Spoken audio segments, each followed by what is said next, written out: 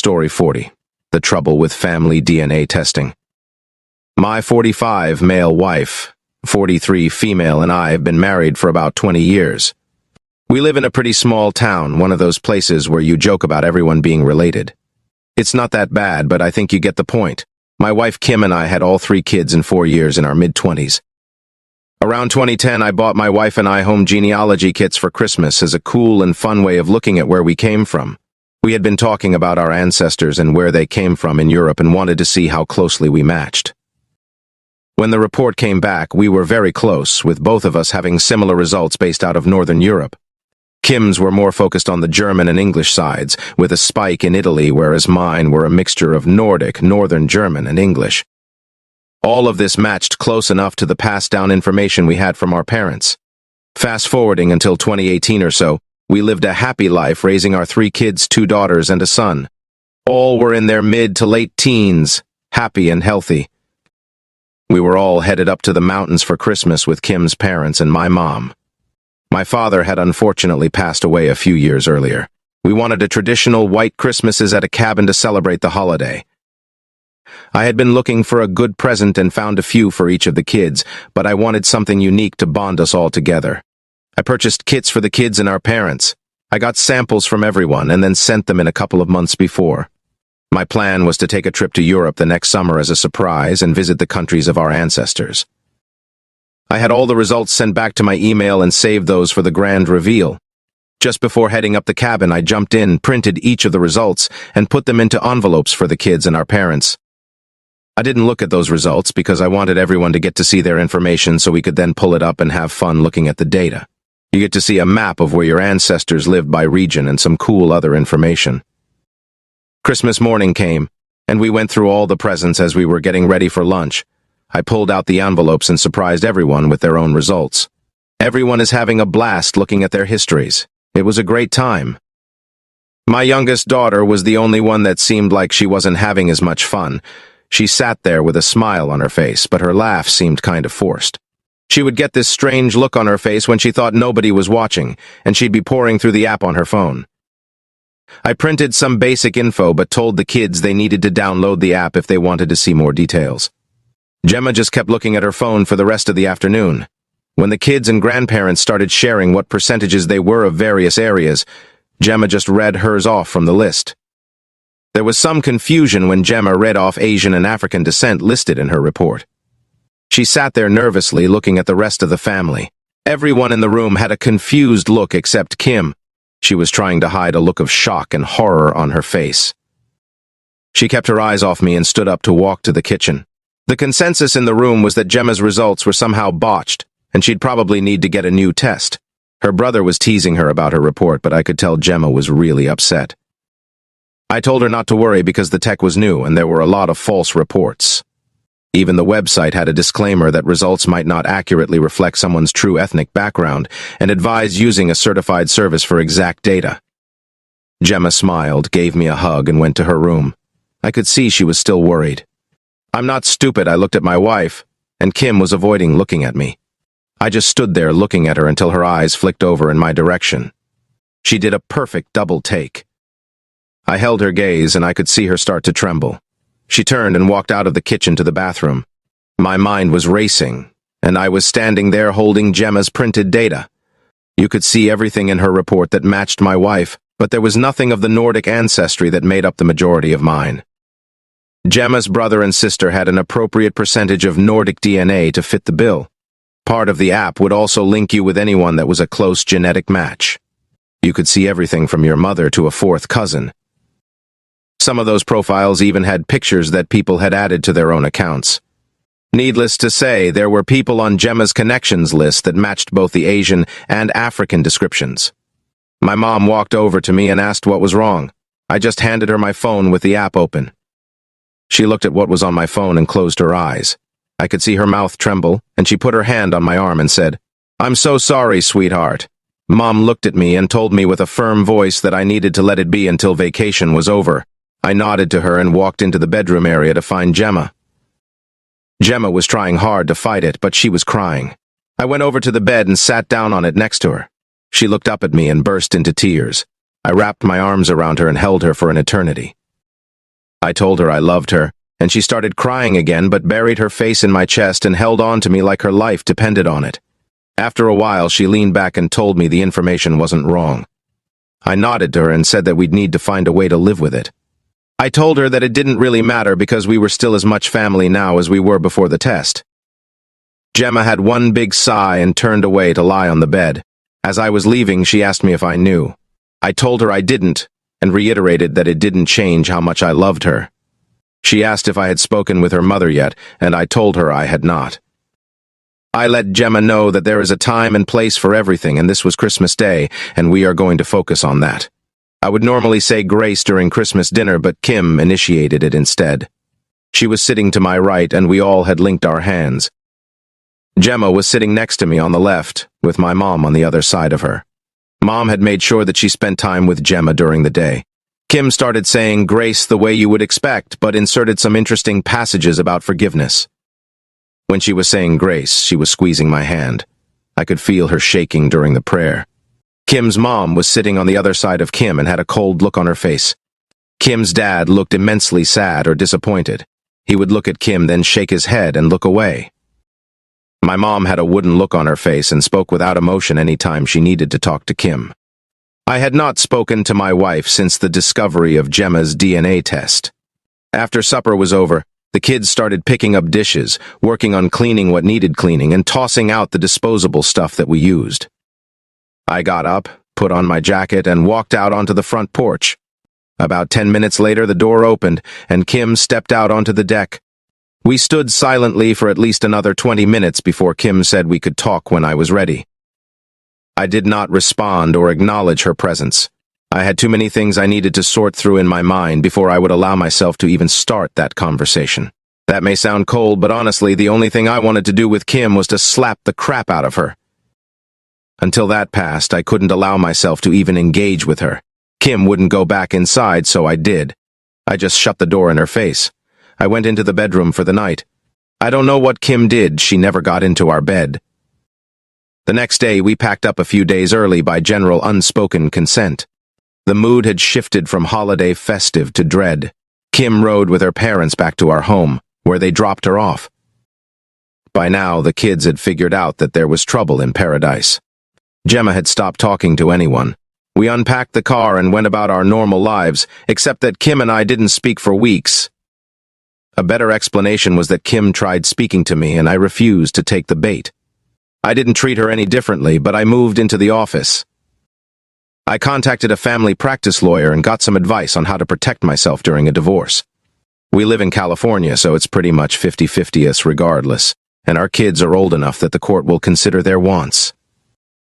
My lawyer gave me the name of a certified DNA testing lab, and I had Gemma's test redone with basically the same results. But now those results could be officially used in court if needed.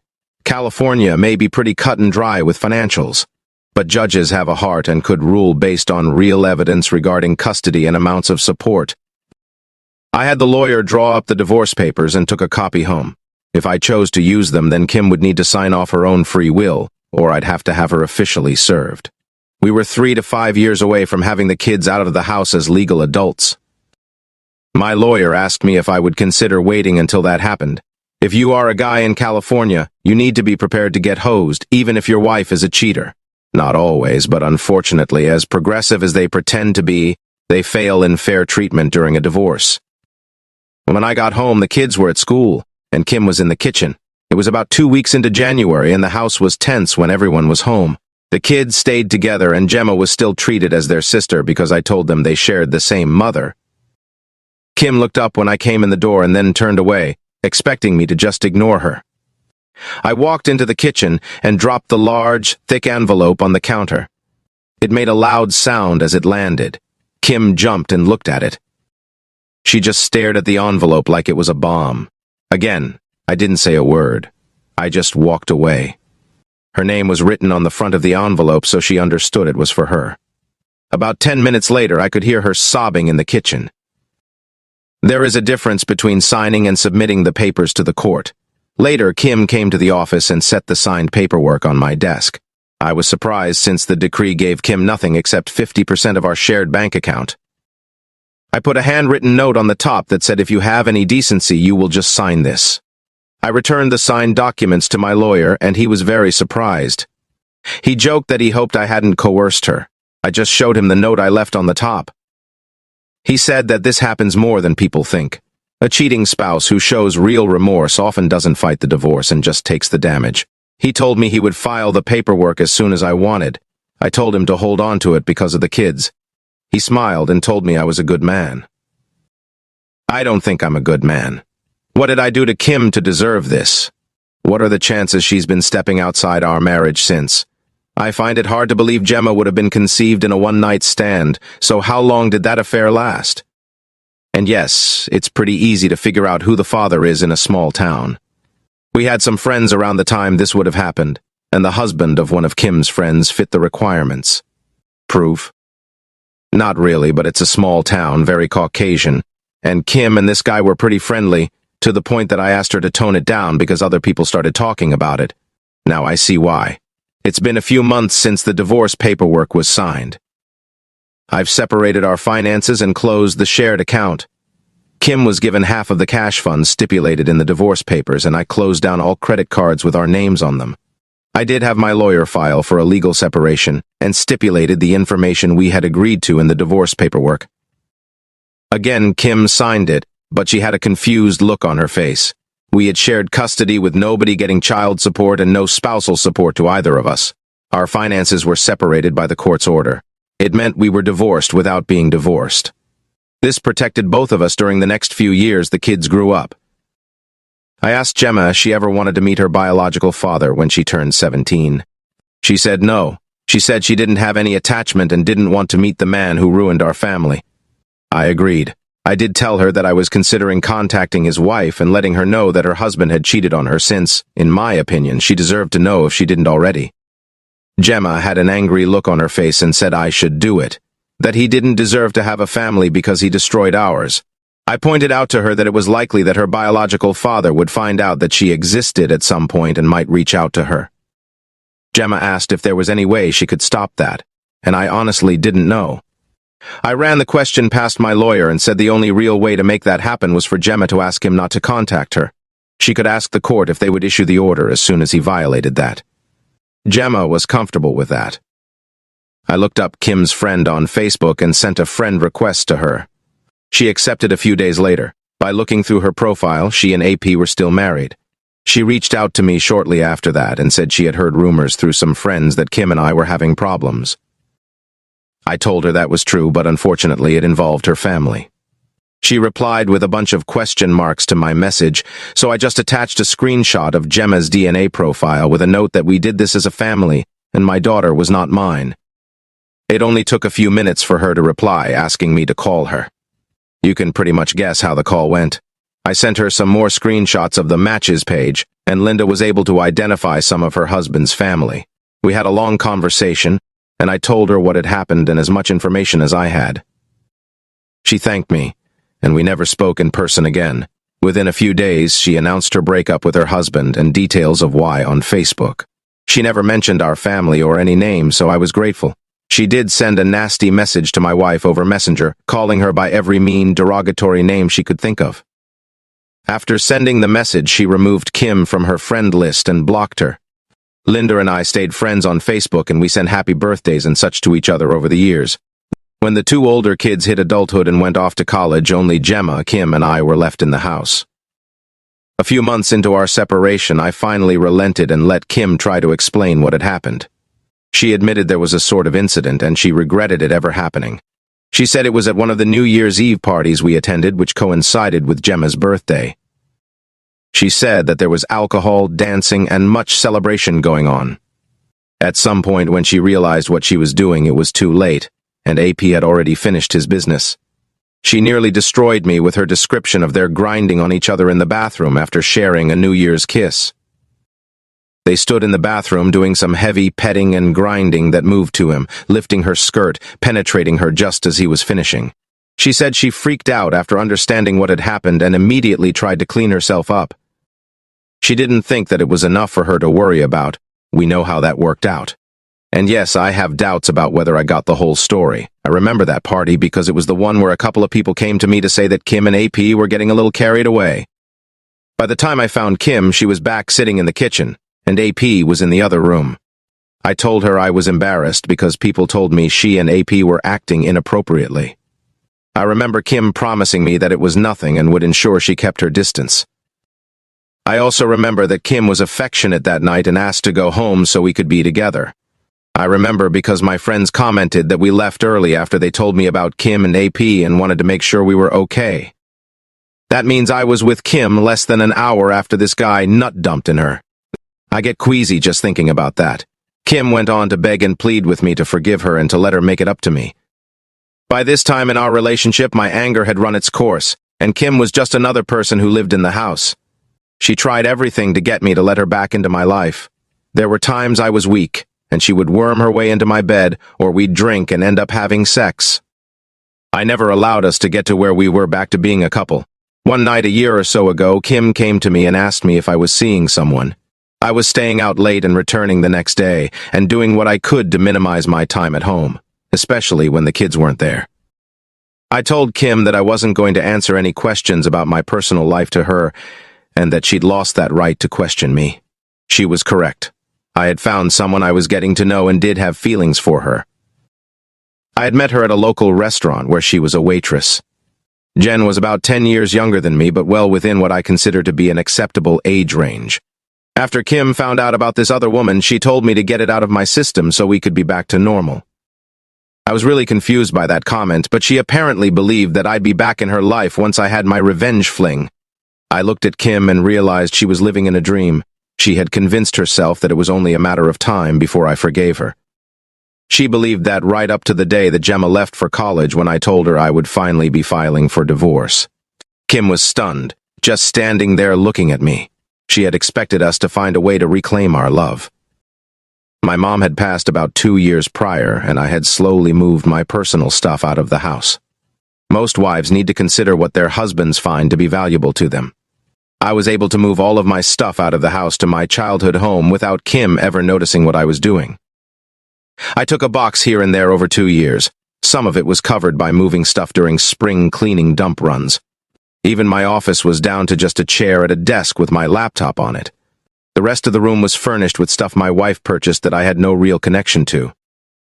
At the end of our relationship, I could easily fit everything into my car for one last load. Over the last 2 years, I cleaned, painted, furnished, and basically renovated my parents' former house. The house was ready for me to start my new life.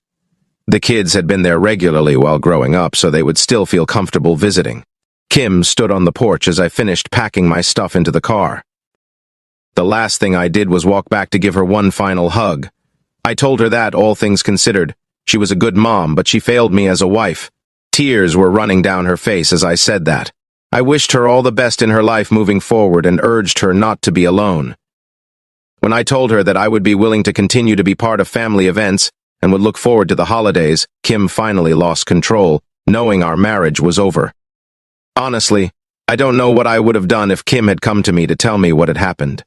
Part of me thinks I would have been mad as hell, but I probably would have forgiven her if she was just honest about what happened. I stopped hating Kim at some point in the last few years, but I don't feel love for her. I never stopped feeling betrayed. At no point did she come to me and take responsibility. She would say sorry, but it felt like she was sorry for the wrong reason. Gemma and the kids are doing well in college. Thankfully, we all got through C-19. I'm still with the woman I met, and we're having fun doing some travel. She quit her job at the restaurant and is finishing up her own college degree. I was able to retire early with investment money and a pretty hefty chunk left to me by my parents' estate. Jen and I will look at starting a small business as soon as she finishes her degree. I have no regrets now, and I look forward to the remainder of my new life. I only post new and unique content. Please like and subscribe.